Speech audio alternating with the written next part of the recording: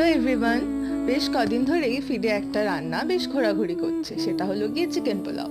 And এটা বানানোর জন্য খুবই কম উপকরণ লাগে, যার মধ্যে মেইন উপকরণ হলো গোবিন্দভোগ চাল আর চিকেন, যার মধ্যে প্রথমটাই আমার কাছে ছিল না। তো আমি একটু জোগাড় লাগালাম, বাড়িতে কিছুটা নর্মাল বাসমতি চাল ছিল আর চিকেন অল্প কিছু ছিল। তো চলো তোমরা তাহলে দেখে নাও কি করে আমি সহজে বানিয়ে ফেললাম বাড়িতে থাকা সামান্য উপকরণগুলো দিয়ে। আমি সমস্ত কিছু মেনশন করে দিচ্ছি, অ্যান্ড যদি তোমাদের আরও ডিটেলসে লাগে আমি একটা ডিটেল ভিডিও বানিয়ে দেবো।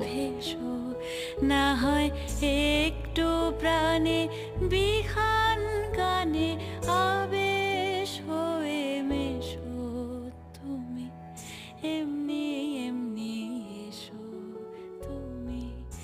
আর হ্যাঁ, এটা কিন্তু খেতে অপূর্ব হয়েছিল। তোমরাও ট্রাই করে আমায় জানিও।